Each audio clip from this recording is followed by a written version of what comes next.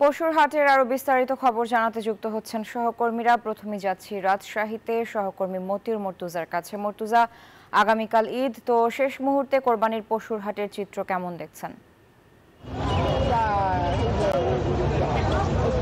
সারা শেষ মুহূর্তে জমে উঠেছে রাজশাহীর কুরবানির হাটগুলো। আমরা এই মুহূর্তে কাটাখালী হাটে আছি। এখানে আমরা দেখেছি যে ক্রেতা বিক্রেতারা ব্যস্ত সময় পার করছেন শেষ মুহূর্তের কেনাকাটা। তবে আজকে কিন্তু কুরবানির পশুর দাম বেড়েছে কয়েক হাজার টাকা। আমরা ক্রেতা বিক্রেতাদের সঙ্গে কথা বলে জেনেছি যে গরু প্রতি 5 থেকে 10,000 টাকা কিন্তু গতকালের থেকে দাম বেড়েছে, কারণ আজকে শেষ হাট। আর বরাবরের মতো এই হাটেও ছোট এবং মাঝারি সাইজের গরুর দাম সবচেয়ে বেশি। ছোট 2 থেকে 2.5 মণ ওজনের গরু বিক্রি হচ্ছে 65 থেকে 85,000 টাকা, এবং বড় গরুগুলো রয়েছে সেগুলোর দাম অপেক্ষাকৃত কম। এই ছিল রাজশাহী থেকে কুরবানি পশুর হাটের সর্বশেষ খবর। খুলনা থেকে আরো খবর জানাচ্ছেন সহকর্মী মাকসুদ। আমরা যাচ্ছি মাকসুদের কাছে।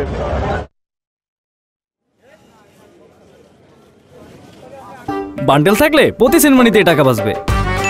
বিকাশ সেনমানি বান্ডেল কিনে জিতুন প্রতি লেনদেনে।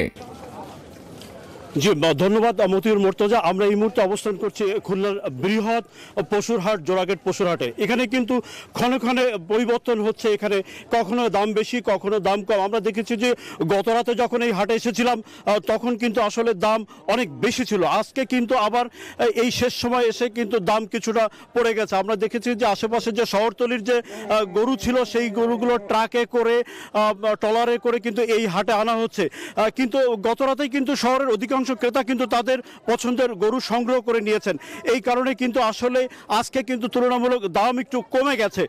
আমরা দেখেছি যে প্রায় 60 থেকে 65% ক্রেতাই কিন্তু মাঝারি এবং ছোট আকারের গরুর দিকেই তাদের আকর্ষণটা বেশি ছিল, এবং সেটা কিন্তু 87 থেকে 1 লাখের মধ্যে এই দামটা ছিল। এবং সেই দামের পরপরই কিন্তু গতকাল কিন্তু দাম বাড়তি হওয়ার পরেই কিন্তু আজকে আবার হঠাৎ করে দাম কমে গেছে। আর মাত্র কয়েক ঘন্টা বাকি আছে যেখানে ত্যাগ এবং তিতিক্ষার সেই কোরবানি হবে।